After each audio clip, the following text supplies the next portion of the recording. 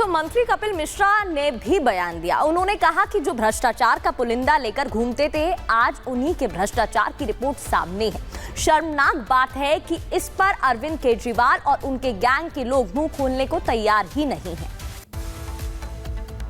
ऐसी ही एक रिपोर्ट लेके केजरीवाल दिल्ली की राजनीति में आए थे।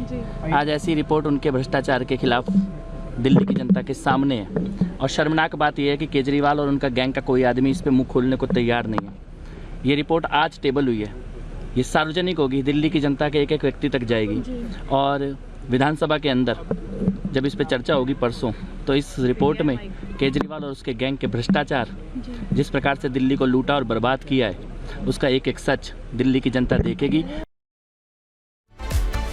तो दिल्ली विधानसभा में आज हाई वोल्टेज ड्रामा देखने को मिला, जिसके आसार पहले से जताए जा रहे थे। सत्र के दूसरे दिन उपराज्यपाल के अभिभाषण के दौरान आम आदमी पार्टी विधायकों ने नारेबाजी करनी शुरू कर दी, तो स्पीकर ने एक एक कर विधायकों को बाहर का रास्ता दिखा दिया, जिसके बाद सियासत और भी ज्यादा गरमाने लगी। आपको एक रिपोर्ट दिखाते हैं।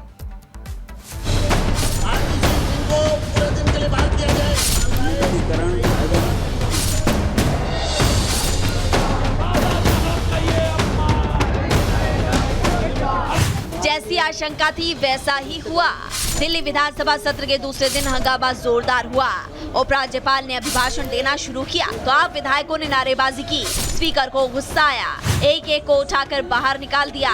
अनिल झा को पूरे दिन के लिए, जरनैल सिंह को पूरे दिन के लिए, विशेष रवि को पूरे दिन के लिए, सोमदत्त को पूरे दिन के लिए, ये 5 मेंबर को पूरे दिन के लिए सदन से निष्कासित किया जाता है।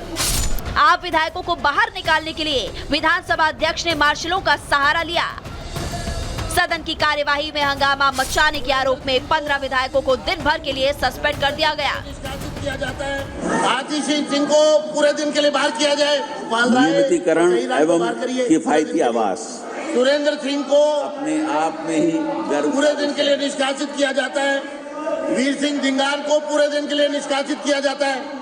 मुकेश अहलावत को पूरे दिन के लिए सदन से निष्कासित किया जाता है। कुलदीप कुमार को बाहर करिए, पूरे दिन के लिए बाहर करिए। कादियान जी को, चौधरी जुबैर अहमद को बाहर करिए। एक तरफ मार्शल आम आदमी पार्टी को सदन से बाहर निकाल रहे थे, तो दूसरी तरफ बीजेपी विधायक मोदी मोदी के नारे लगा रहे थे।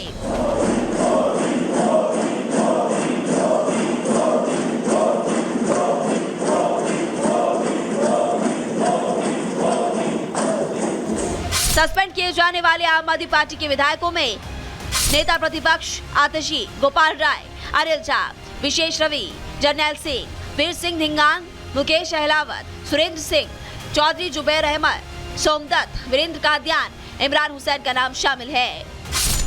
आप विधायक सदन से निलंबित होने के बाद बाबा साहेब भीमराव अंबेडकर और भगत सिंह की तस्वीर के साथ बाहर आए और धरने पर बैठ गए। उनका आरोप है कि वो सदन से दोनों की तस्वीर हटाए जाने पर सवाल पूछ रहे थे, जिस पर स्पीकर वीरेंद्र गुप्ता भड़क गए और सभी को बाहर निकाल दिया। भारतीय जनता पार्टी ने बाबा साहब भीमराव अंबेडकर की फोटो की जगह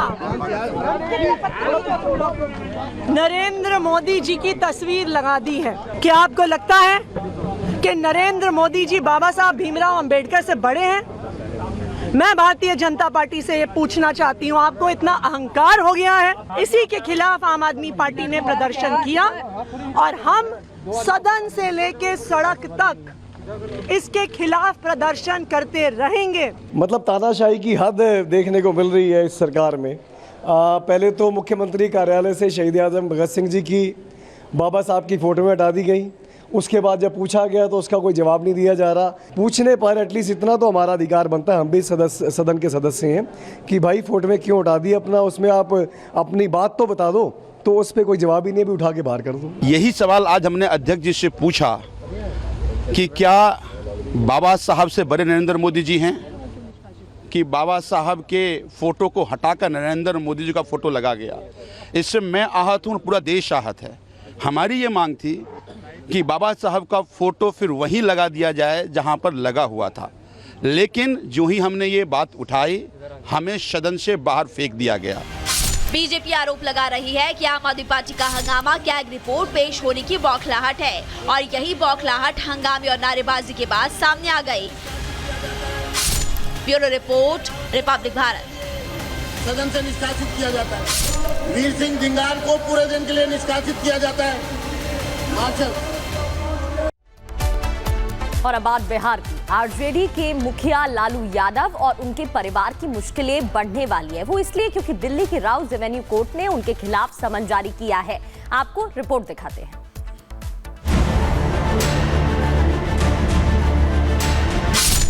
जमीन के बदले नौकरी मामले में लालू एंड फैमिली की मुश्किल अब और बढ़ती नजर आ रही है। लालू यादव को कोर्ट ने एक बार फिर समन जारी कर पूछताछ के लिए बुलाया है। दिल्ली की राउज एवेन्यू कोर्ट ने आज सीबीआई की ओर से दाखिल की गई फाइनल चार्जशीट पर संज्ञान लिया और लालू यादव, उनकी पत्नी राबड़ी देवी, बड़ी बेटी मीसा भारती, हेमा यादव, बेटे तेज प्रताप, तेजस्वी यादव, लालू के सचिव भोला यादव और पूर्व मंत्री प्रेमचंद गुप्ता समेत सभी नामजद आरोपियों को समन जारी किया। कोर्ट ने 11 मार्च को सभी आरोपियों को पेश होने का आदेश दिया है। इससे पहले 21 फरवरी को चार्जशीट पर सुनवाई के बाद कोर्ट ने अपना फैसला सुरक्षित रख लिया था। 7 जून 2024 को सीबीआई ने लैंड फॉर जॉब घोटाला मामले में फाइनल चार्जशीट दाखिल की थी, जिसमें लालू यादव समेत 78 लोगों को आरोपी बनाया गया है, जबकि रेलवे में नौकरी पाने वाले करीब 30 उम्मीदवार भी शामिल हैं। घोटाले के किंगपिन लालू यादव पर रेल मंत्री रहते हुए नौकरी के फर्जीवाड़े के आरोप है।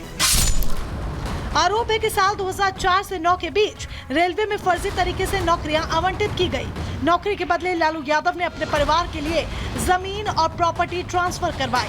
जमीनों के बदले अलग अलग जोन में ग्रुप डी पदों पर नौकरियां दी गई। मामले में अब तक 30 आरोपियों के खिलाफ मुकदमा चलाने की मंजूरी मिल चुकी है।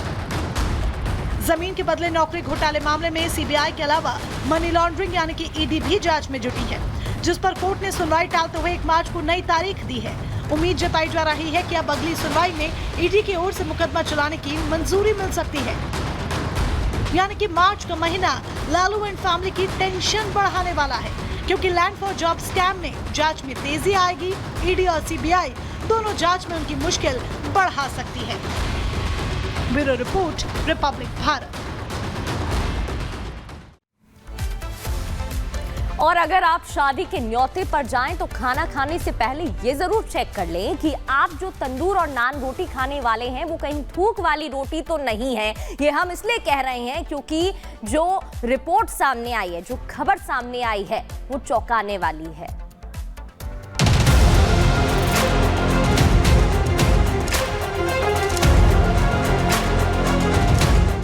शादियों का सीजन चल रहा है, लेकिन अगर आप भी शादी समारोह में जाने वाले हैं तो मेरठ की इस खबर को देख लीजिए।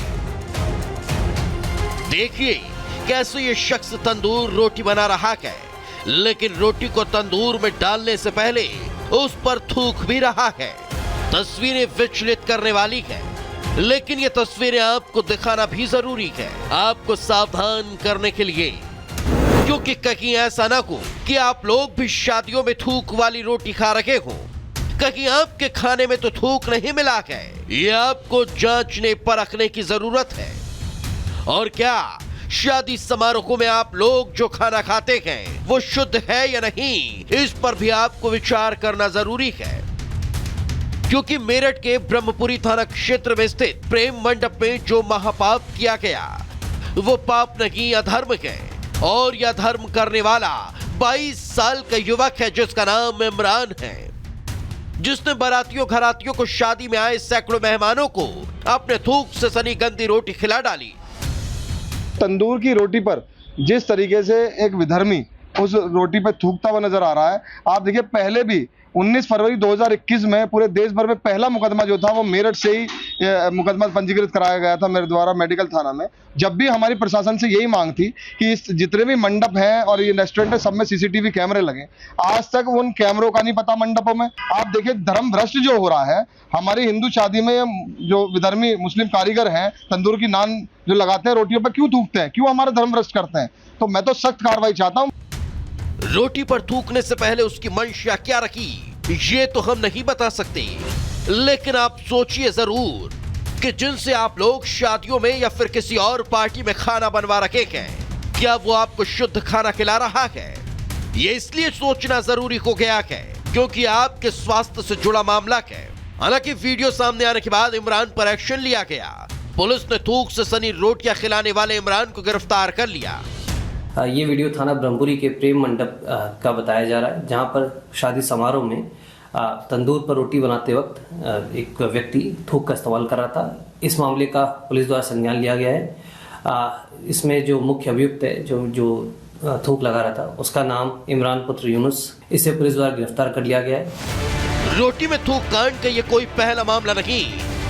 इमरान जैसे न जाने कितने शख्स हैं जो जूस में कभी यूरिन मिलाकर लोगों को पिला देते हैं, तो कोई होटल में खाने को अशुद्ध करता पकड़ा जा चुका है। जिन लोगों के दिमाग में कट्टरपंथ भरा है, उन्होंने ये ठान रखा है कि उन्हें अधर्म करना ही करना है।